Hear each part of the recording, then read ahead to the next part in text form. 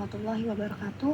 Waalaikumsalam warahmatullahi wabarakatuh. Sebelumnya izin memperkenalkan diri. Nama saya Vika Janvira dengan NPM 2213053040 dan rekan saya Muti Azhara dengan NPM 2213053281. Di sini kami akan mempresentasikan materi mengenai hakikat dan lingkup evaluasi pembelajaran. Untuk materi pertama akan saya sampaikan yaitu mengenai hakikat evaluasi pembelajaran.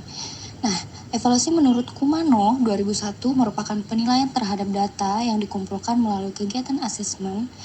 Nah, sementara itu menurut Kalangesi 1995, evaluasi adalah suatu keputusan tentang nilai berdasarkan hasil pengukuran.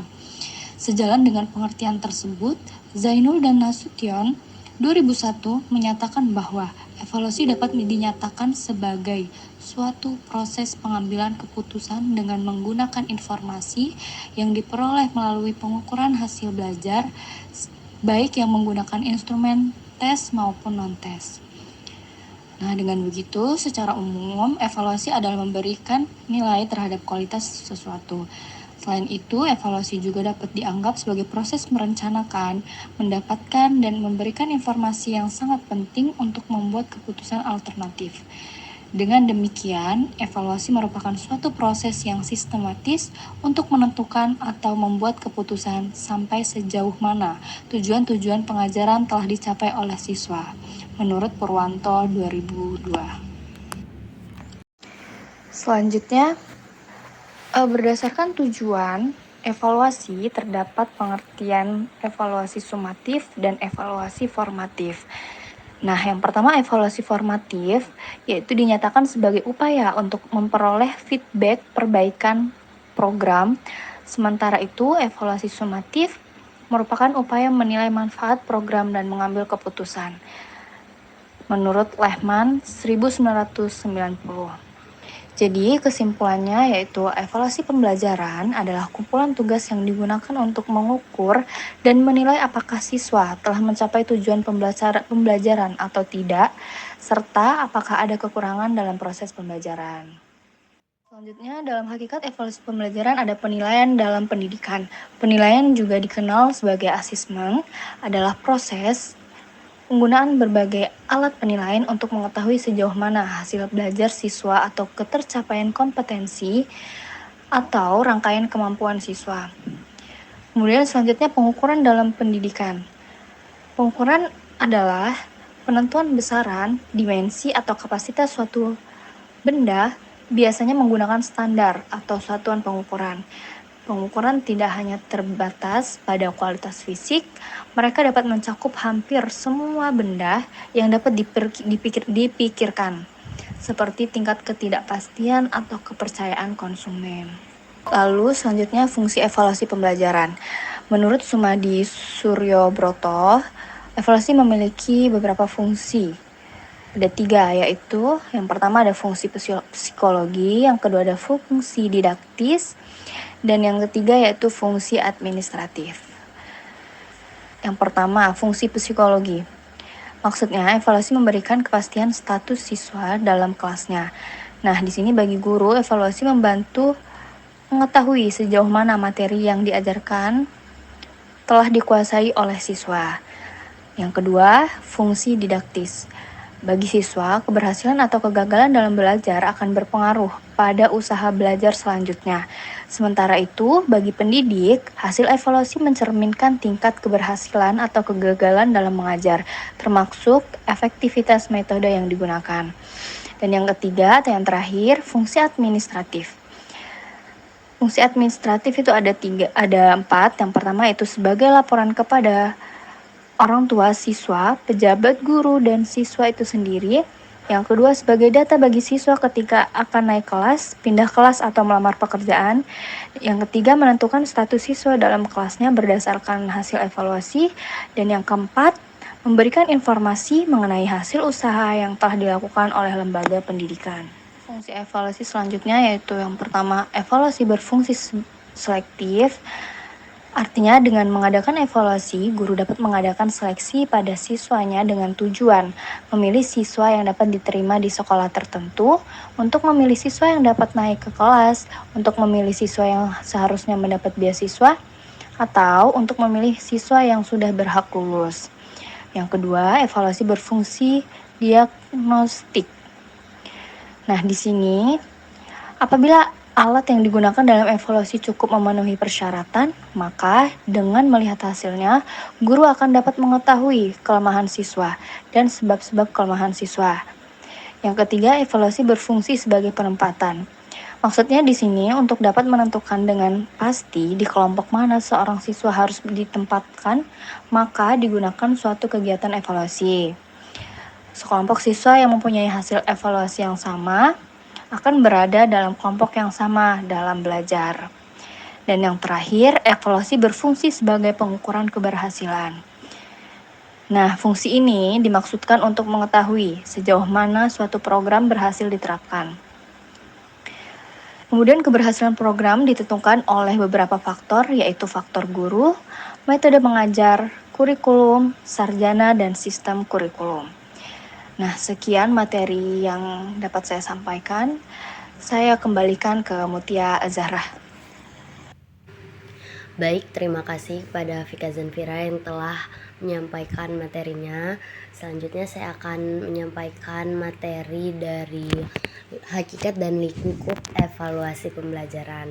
Di sini ada tujuan pembelajaran dari Chittenden tahun 1994. Secara simpel mengklasifikasikan tujuan penilaian atau assessment purpose menjadi 4 bagian.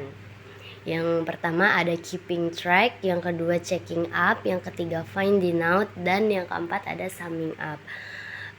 Keempat tujuan tersebut oleh Arifin tahun 2013 diuraikan menjadi yang pertama keeping track, yaitu untuk menelusuri dan melacak proses belajar peserta didik sesuai dengan rencana pelaksanaan pembelajaran yang telah ditetapkan.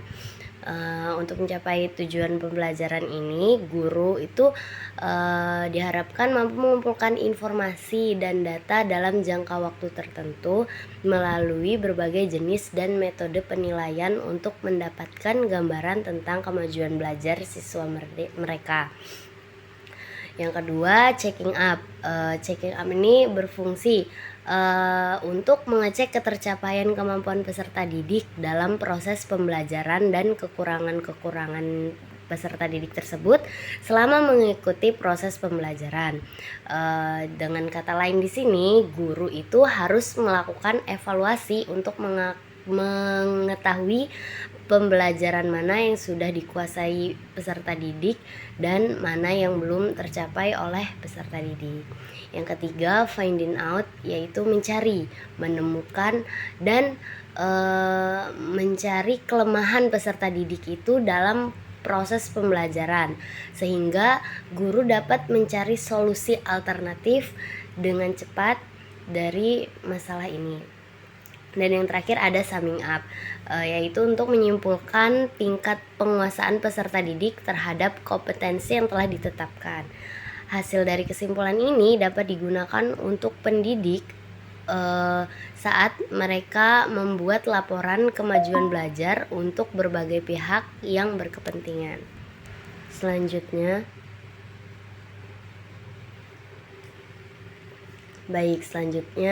tentang prinsip dasar evaluasi pembelajaran. Pelaksanaan evaluasi hasil belajar ini dapat terlaksana dengan baik jika mereka selalu berpegang pada 3 prinsip dasar. 3 prinsip dasar evaluasi pembelajaran tersebut menurut Sudijono tahun 2008 adalah: yang pertama ada komprehensif atau menyeluruh. Jadi evaluasi ini dikatakan terlaksana dengan baik apabila evaluasi tersebut dilaksanakan secara bulat, utuh, menyeluruh, tidak parsial, yang mencakup ranah kognitif, afektif, dan psikomotorik. Yang kedua ada continue atau berkelanjutan. Evaluasi pembelajaran ini dikatakan baik apabila evaluasi yang dilaksanakan secara teratur dan berkesinambungan. Dan yang ketiga ada objektif. Secara jelas, evaluasi ini dapat dinyatakan sebagai evaluasi yang baik apabila bebas dari faktor-faktor yang sifatnya subjektif.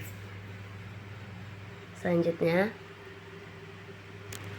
baik, materi selanjutnya masih tentang prinsip evaluasi pembelajaran. Menurut Arifin tahun 2012, prinsip-prinsip umum evaluasi pembelajaran ini ada 5. Yang pertama ada kontinuitas. Evaluasi ini tidak boleh dilakukan secara insidental karena pembelajaran ini sendiri adalah suatu proses yang kontinu atau berkelanjutan. Jadi dalam melakukan evaluasi ini harus dilakukan menggunakan hasil yang diperoleh pada suatu waktu yang harus senantiasa dihubungkan dengan hasil-hasil pada waktu sebelumnya, sehingga dapat diperoleh gambaran yang jelas dan berarti tentang perkembangan peserta didik. Yang kedua, komprehensif. Nah, komprehensif ini melakukan evaluasi terhadap suatu objek. Jadi mengambil sebagian bahan evaluasi. Misalnya jika objek evaluasi itu adalah peserta didik, seluruh aspek kepribadian peserta didik itu harus ikut dievaluasi, baik yang menyangkut kognitif, afektif, maupun psikomotorik. Yang ketiga ada adil dan objektif. Dalam melaksanakan evaluasi ini harus berlaku adil tanpa pilih kasih. Nah, cara melakukannya itu dengan cara tidak pandang bulu atau menyamaratakan semua peserta didik tanpa tapi. Sikap ini harus didasarkan atas kenyataan, data atau fakta yang sebenarnya dan bukan hasil manipulatif atau rekayasa. Yang keempat, kooperatif. Kooperatif ini hendaknya bekerja sama dengan semua pihak, baik dari orang tua peserta didik, sesama guru, kepala sekolah, maupun dengan peserta didik itu sendiri. Hal ini dilakukan untuk memastikan bahwa semua pihak puas akan hasil evaluasi yang dicapai. Dan yang terakhir adalah praktis. Praktis ini menyusun alat evaluasi maupun orang lain yang akan menggunakan alat tersebut. Evaluasi ini harus memperhatikan bahasa dan petunjuk mengerjakan soal tersebut. Baik, sekian materi yang dapat saya sampaikan.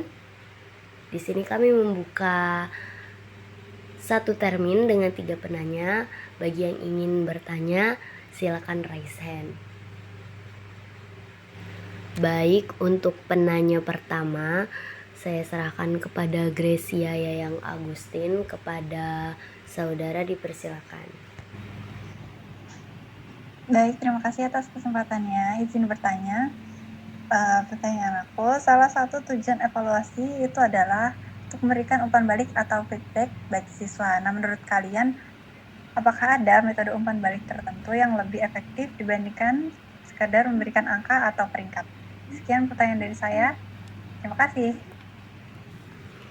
Baik, terima kasih kepada Gracia yang Agustin. Untuk penanya selanjutnya kepada Putri Lambang Purnaningsih, silakan mengajukan pertanyaannya. Baik, terima kasih. Sebelumnya izin bertanya mengenai tahapan evaluasi. Jadi tahapan evaluasi kan itu ada beberapa. Salah satunya ada evaluasi formatif dan sumatif. Evaluasi formatif yang dilakukan selama pembelajaran berlangsung dan sumatif yang dilakukan setelah pembelajaran selesai. Nah, menurut kalian perlu atau tidak sih untuk melakukan evaluasi pada saat sebelum pembelajaran seperti melaksanakan atau melakukan kegiatan pretest pada peserta didik? Karena banyak sekali ditemukan di beberapa sekolah itu pendidik tidak melakukan evaluasi pada saat sebelum pembelajaran atau pretest. Nah, dan hanya memberikan evaluasi formatif dan sumatif saja. Menurut kalian, apakah evaluasi sebelum pembelajaran atau seperti bertes itu penting untuk dilaksanakan? Dan jika memang penting, bagaimana cara mengintegrasikannya ke dalam modul ajar atau rangkaian pembelajaran? Terima kasih. Baik, terima kasih kepada Putri Lambang Purnaningsih yang sudah mengajukan pertanyaannya. Untuk penanya berikutnya kepada Linda Agustina, dipersilakan menyampaikan pertanyaannya. Baik, terima kasih kesempatannya Bika Janpira. Yang ingin saya tanyakan di sini mengenai tujuan evaluasi pembelajaran yang memiliki 4 poin. Yang ingin saya tanyakan poin ketiga yaitu finding out, yaitu mencari, menemukan dan menemukan kesalahan atau kelemahan peserta didik dalam proses pembelajaran sehingga guru dapat mencari solusi alternatif dengan cepat. Nah, bolehkah rekan-rekan memberikan saya contoh bagaimana hal ini bisa diterapkan, baik masalahnya dan solusi alternatif yang tepat untuk diterapkan di sekolah dasar. Terima kasih. Baik, terima kasih kepada Linda Agustina atas penyampaian pertanyaannya. Kita masih ada satu penanya lagi. Untuk Melda Rakasiwi, silakan menyampaikan pertanyaannya. Izin bertanya, pada bagian prinsip evaluasi komprehensif yang mencangkup seluruh aspek yang berhubungan dengan objek yang dievaluasi, pertanyaan saya, bagaimana cara merancang instrumen evaluasi yang komprehensif yang bisa mencangkup seluruh aspek dalam evaluasi? Baik, terima kasih kepada Melda Rakasiwi yang telah menyampaikan pertanyaannya. Selanjutnya izinkan kami berdiskusi terlebih dahulu untuk menjawab pertanyaan dari rekan-rekan sekalian.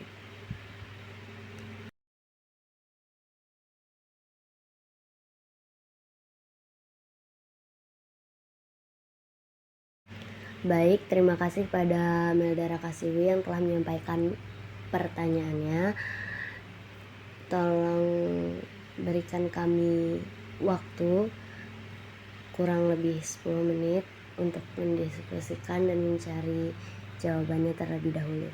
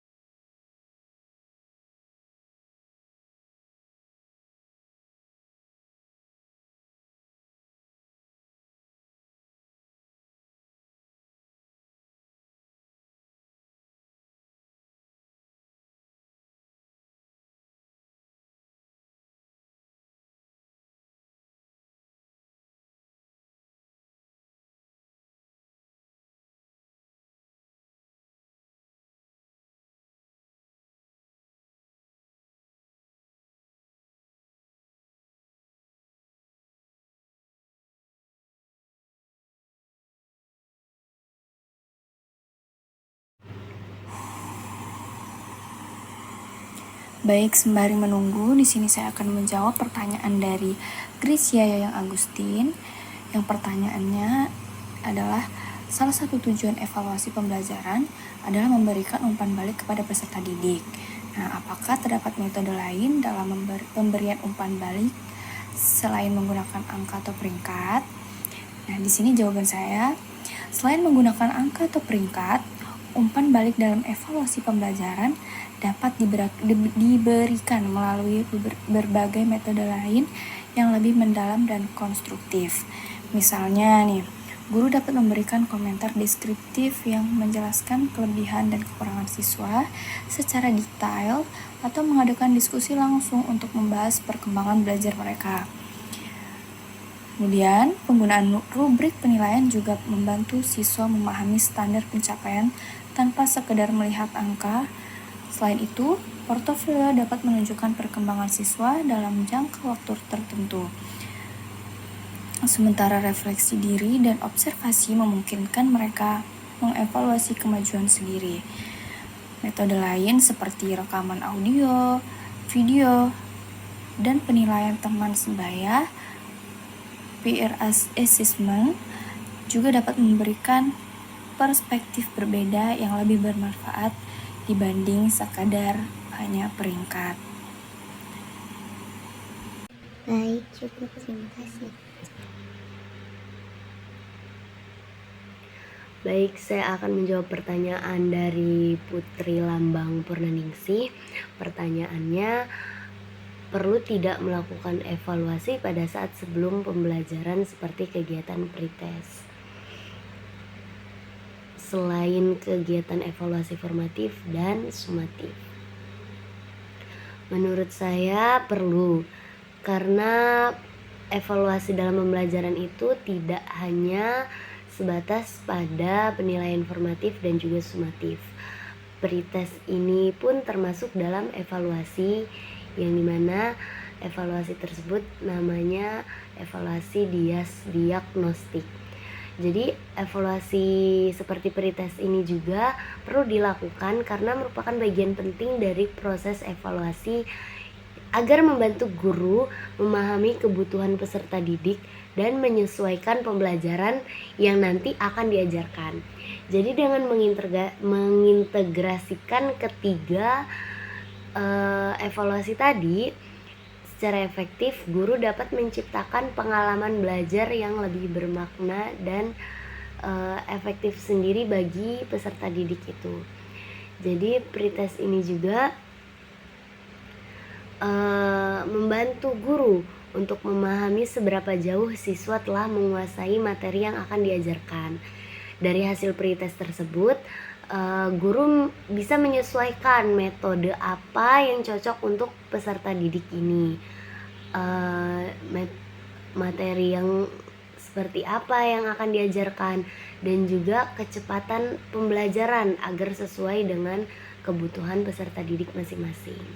Jadi dengan pretest ini juga guru dapat membantu mengidentifikasikan siswa yang mungkin mengalami kesulitan belajar, dan juga guru bisa memberikan bantuan tambahan dengan mengadakan pretest tadi.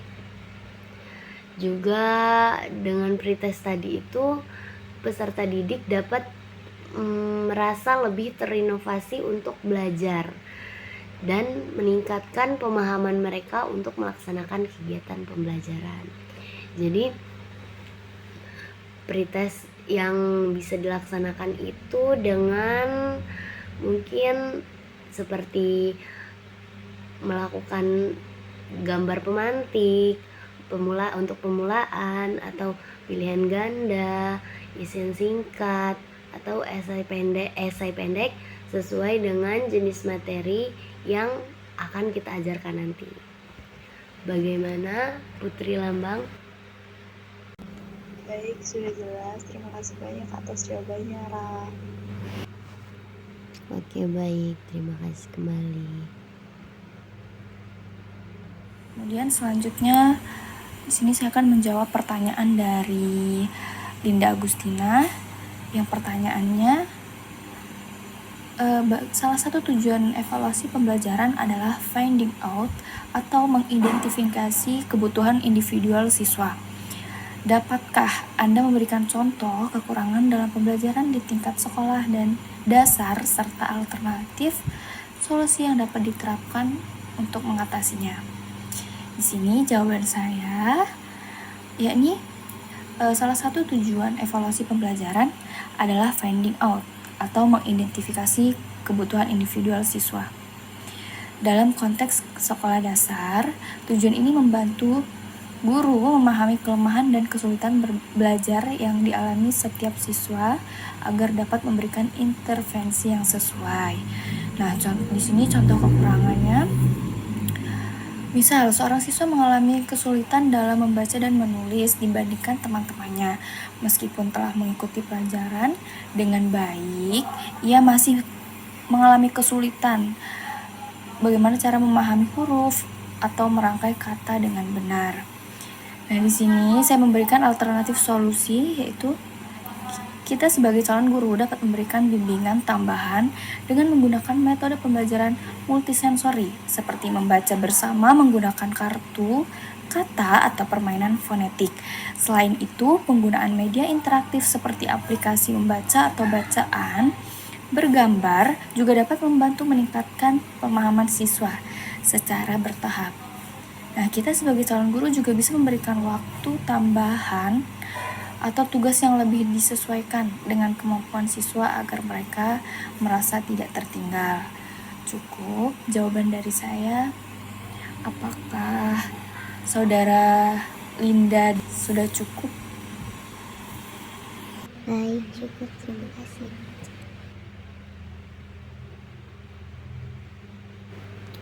Baik, untuk pertanyaan terakhir akan saya jawab, yaitu pertanyaan Melda tentang prinsip evaluasi komprehensif yang mencakup seluruh aspek yang berhubungan dengan objek yang dievaluasi. Cara merancang instrumen evaluasi komprehensif itu bagaimana? Menurut saya, dalam merancang penilaian yang komprehensif itu membutuhkan pemahaman mendalam terhadap tujuan pembelajaran yang telah ditetapkan. Jadi tujuan ini harus mencerminkan 3 aspek dari perkembangan siswa, yaitu kognitif, afektif, dan psikomotorik. Kalau kognitif dinilai dari kemampuan intelektual, diukur melalui instrumen seperti tadi tulis, kuis, bisa juga tentang presentasi atau lisan. Untuk afektif itu tentang ranah sikap, nilai dan emosi peserta didik. Dan untuk psikomotorik itu dinilai dengan mengukur keterampilan peserta didik itu secara objektif.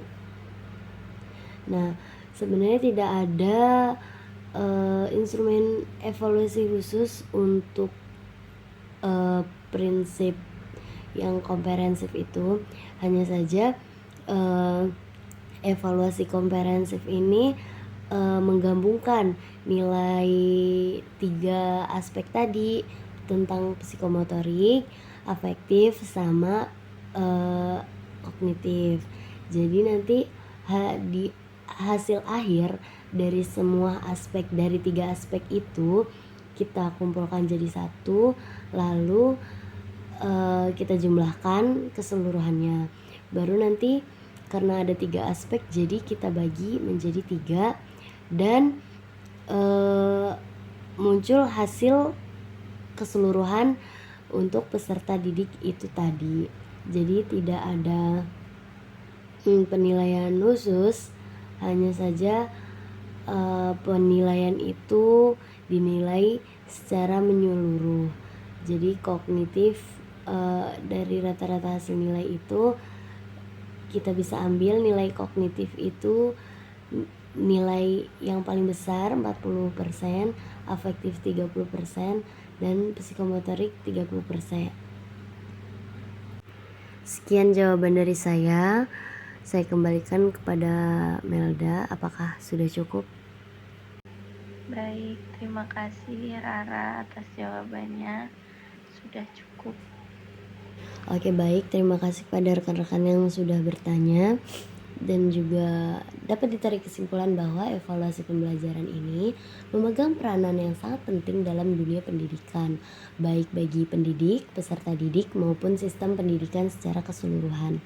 Hakikat evaluasi pembelajaran ini mencakup lebih dari sekedar penilaian hasil belajar, tetapi juga merupakan alat untuk memperbaiki dan meningkatkan kualitas proses pembelajaran itu sendiri.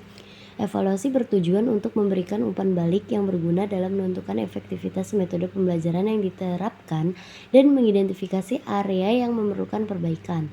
Lingkup evaluasi pembelajaran ini sendiri meliputi beberapa aspek, yaitu seperti tujuan pembelajaran, proses pembelajaran, hasil yang dicapai oleh peserta didik, serta penggunaan media dan alat pembelajaran yang mendukung proses belajar. Evaluasi juga harus dilakukan secara berkelanjutan dan komprehensif, dengan memperhatikan berbagai komponen yang memengaruhi kualitas pembelajaran.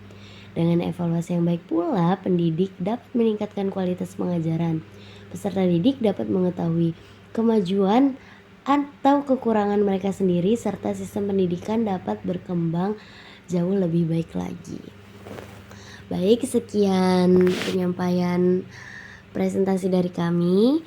Kami akhiri. Wassalamualaikum warahmatullahi wabarakatuh. Waalaikumsalam warahmatullahi wabarakatuh.